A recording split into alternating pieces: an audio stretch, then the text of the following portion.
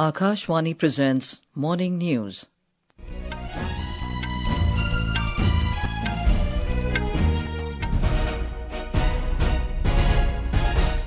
Good morning, I'm Anuja Kumar. The headlines.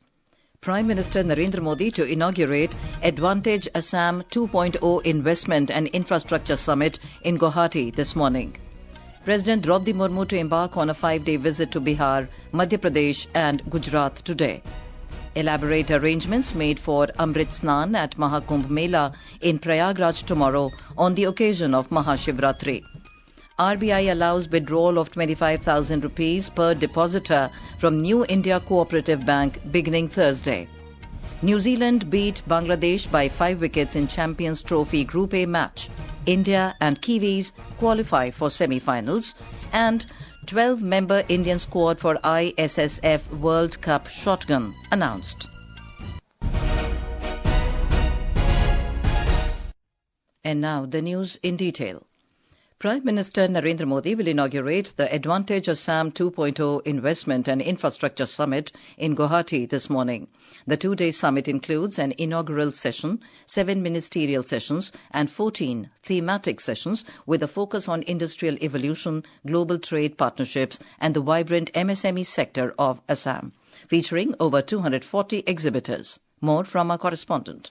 The Prime Minister will inaugurate the plenary session of the Advantage Assam 2.0 Investment and Infrastructure Summit at 10:30 a.m. in presence of several dignitaries, diplomats and industrialists. Assam Governor L.P. Acharya, External Affairs Minister S. Jaishankar, Chief Minister Dr. Himanta Biswa Sharma, Union Minister Sarbananda Sonowal, Union Minister Jyotiraditya Scindia and Chief Ministers of neighbouring states, 61 diplomats, business delegations from several countries, industry experts will attend the session. Union Information and Broadcasting Minister Ashwini Vaishnav will also attend the afternoon session of the Advantage Assam today. The Prime Minister will leave for New Delhi in the afternoon. Aminul Hujuttar, Akashvani News, Guwahati. President Droupadi Murmu will embark on a 5-day visit to 3 states starting today. The President will travel to Bihar, Madhya Pradesh and Gujarat during her visit, which will conclude on the 1st of March. She will grace the centenary celebration of the Patna Medical College in Bihar today. More from our correspondent.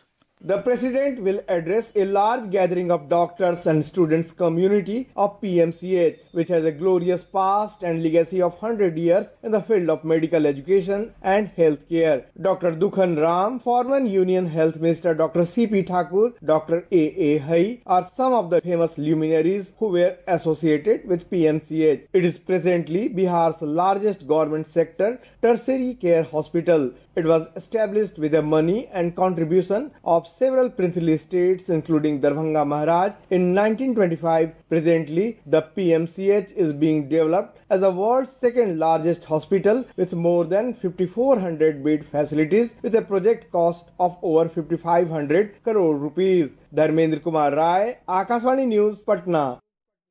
The 2-day Global Investors Summit held in Madhya Pradesh's capital Bhopal will conclude today. Union Home and Cooperation Minister Amit Shah will be the chief guest of the closing ceremony. Our correspondent reports that Union Housing and Urban Affairs Minister Manohar Lal Khattar and Madhya Pradesh Chief Minister Dr. Mohan Yadav will also attend the summit.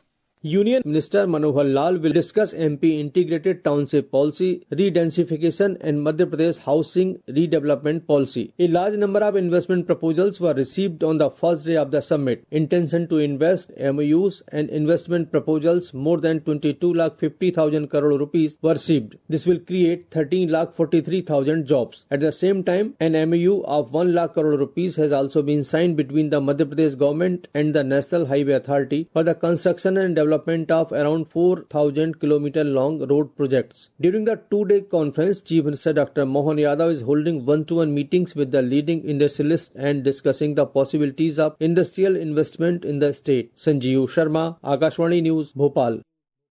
External Affairs Minister Dr. S. Jaishankar has said that India has always played an active role in the global promotion and protection of human rights. Addressing the 58th session of the United Nations Human Rights Council, UNHRC, in Geneva virtually, Dr. Jaishankar said India's approach has been centered on building capacity and strengthening human resources and infrastructure in alignment with the priorities of its partners.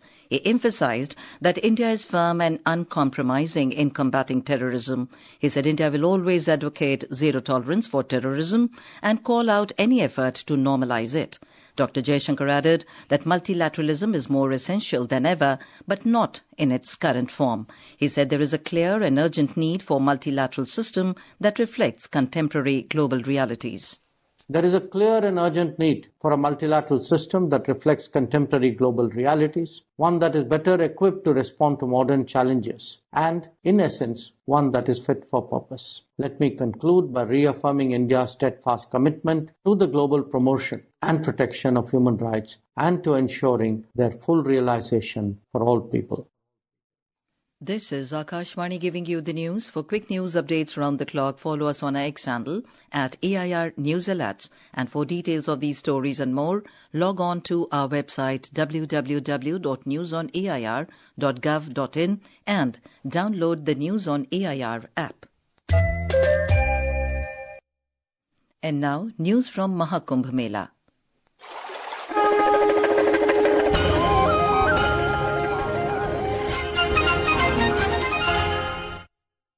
The Maha Kumbh Mela 2025 will conclude tomorrow in Prayagraj on the occasion of Maha Shivratri. The administration has made elaborate arrangements to make this occasion both divine and spectacular. Our correspondent reports that various steps are being taken for the security and convenience of the devotees.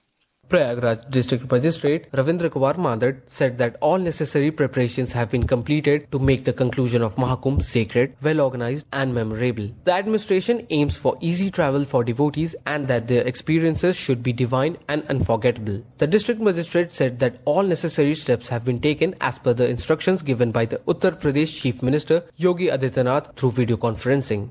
तैयारियां हमारी पूरी हैं। लगातार जितने हमारे शिव मंदिर हैं सभी की साफ सफाई, सभी पे सुरक्षा व्यवस्था, श्रद्धालुओं के हितार्थ जितने कदम उठाए जाने थे, जैसा अभी माननीय मुख्यमंत्री जी ने पिछली वीसी में हम सबको डायरेक्शन दिया था, तो उस पे हम सभी लोगों ने काम किया है। वहाँ पे बैरिकेडिंग करानी हो, पुलिस की व्यवस्था करानी हो, प्रशासनिक अधिकारियों को लगाना हो और मंदिर प्रबंधन के साथ में बेहतर तालमेल वो हम सब ने सुनिश्चित किया है। During Maha Shivratri, special arrangements have been made at all important places including the Lete Hanuman Temple, Akshavat and Saraswati Koop. With Abhishek Kapil, Adarsh for Akashvani News, Prayagraj.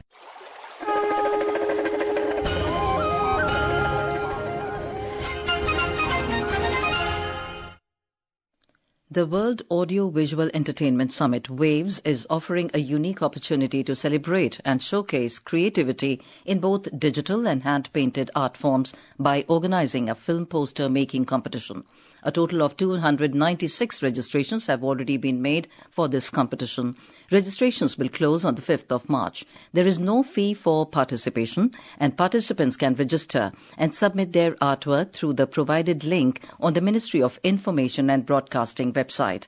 The film poster making competition will be held in two categories that are digital posters and hand-painted posters. Outstanding digital posters will be recognized with the top 20 selected artworks showcased at the WAVES Summit. Out of these 20, the top 3 will receive prestigious awards. Cash prizes and digital certificates of appreciation will be awarded. Days after imposing several restrictions on New India Co-operative Bank, the Reserve Bank of India, or RBI, has allowed withdrawal of up to 25,000 rupees per depositor with effect from Thursday. In a press release, the RBI said that with this relaxation, more than 50% of the total depositors will be able to withdraw their entire balances, and the remaining depositors can draw up to 25,000 rupees from their deposit accounts. It further said the depositors may use the branch as well as the ATM channel of the bank for this withdrawal. In Telangana, All-out efforts are underway to rescue the 8 persons trapped inside the Sri Salem Left Bank Canal Project Tunnel, with concerted efforts from joint rescue teams comprising the Army, NDRF, SDRF, Singareni Collieries and others. A team of Navy divers from Vishakhapatnam entered the tunnel near Domalpenta of Nagar Karnool district to rescue the trapped workers. Despite relentless efforts by the rescue teams, no breakthrough has been achieved so far, as they had to navigate through thick muck, tangled iron rods and cement blocks to reach the accident spot in the tunnel. The 8 personnel are trapped 14 kilometers inside the Sri Salem project tunnel since Saturday morning after a portion of its roof collapsed during the excavation work.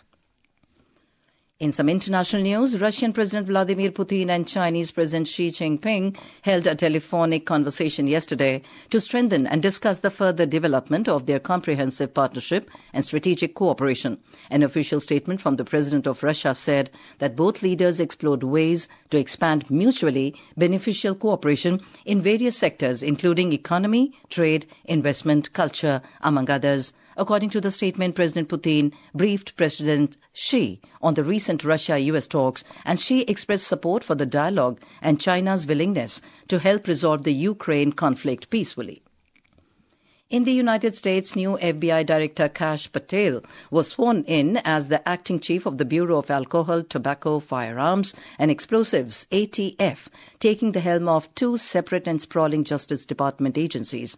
Mr. Patel was sworn in at the ATF headquarters just days after he became director of the FBI. He will now oversee the Bureau's roughly 5,500 employees that's responsible for enforcing the nation's laws around firearms, explosives and arson. Among other things, it's in charge of licensing federal firearms dealers, tracing guns used in crimes, and analyzing intelligence in shooting investigations. Moving on to the world of sports, in the ICC Men's Champions Trophy cricket, New Zealand triumphed over Bangladesh by 5 wickets in a Group A match in Rawalpindi last night. With this, New Zealand and India have made their ways clear to the semi-finals. We have a report. New Zealand's victory against Bangladesh has ensured them a place in the semi-finals from Group A alongside India. The result also marked the elimination of both Bangladesh and the defending champions Pakistan, who have lost both of their matches so far. Next update is from the ISSF World Cup Shotgun, where a 12-member Indian squad has been announced, including Tokyo Olympian Kainan Chennai and seasoned Mehraj Ahmed Khan. The event will be held in Nicosia, Cyprus from 3rd to 12th of May this year. Moving towards FIH Hockey Pro League, Indian women's team lost to world number 1 Netherlands 2-4 at the Kalinga Stadium in Bhubaneswar last night. Moreover, Indian men's team also suffered a 2-3 loss against England at the same venue. Both the teams will be in action again this evening, aiming to take revenge. Last we have from Women's Premier League cricket, UP Warriors defeated Royal Challengers Bengaluru in a thriller super over at M. Chinnaswamy Stadium last night after both the teams scored 180 runs in stipulated 20 overs. Sophie Ecclestone was adjudged the player of the match. With Sayukta Yadav, Chirag Jha, Akashvani News, Delhi. An earthquake of magnitude 5.1 hit the Bay of Bengal this morning. According to the National Centre for Seismology, the origin time was 6:10 hours and epicenter was located at a depth of 91 kilometers in the Bay of Bengal. The Centre for Seismology informed that the quake was at an altitude of 19.5 to north and a longitude of 88.55 east. And now for a look at today's newspapers, it's over to Subhadra Ramachandran. Thank you, Anuja. Highlighting the fast-paced growth of India at the Global Investors Summit, Hindustan Times quoting the Prime Minister writes, "World is optimistic about India." A headline in the Asian Age writes, Omar Mahendra among PM's 10 picks in anti-obesity drive. Nilekani, Manu Bhakkar, Sudhamurthy also on the list to help spread awareness on reducing edible oil consumption. Voluntary pension scheme for all on cards, a universal program open to contribution from everyone, is cited by the Economic Times. CBSE to start 2 levels of science, social science in class 9 next year, states the Indian Express. India-UK resume talks for free trade agreement. Study visa regime for India may get green light, says the Times of India. And finally, in a first, Capital has woman CM and leader of opposition, notes the Tribune, for the Delhi Legislative Assembly. With that, it's back to you, Anuja. Thank you, Subhadra. And now, before we end the bulletin, the headlines once again. Prime Minister Narendra Modi to inaugurate Advantage Assam 2.0 Investment and Infrastructure Summit in Guwahati this morning. President Droupadi Murmu to embark on a 5-day visit to Bihar, Madhya Pradesh and Gujarat today. Elaborate arrangements made for Amrit Snan at Maha Kumbh Mela in Prayagraj tomorrow on the occasion of Maha Shivratri. RBI allows withdrawal of 25,000 rupees per depositor from new India Co-operative Bank beginning Thursday. New Zealand beat Bangladesh by 5 wickets in Champions Trophy Group A match. India and Kiwis qualify for semifinals. And 12-member Indian squad for ISSF World Cup Shotgun announced. And with that, we end the morning news. Have a nice day.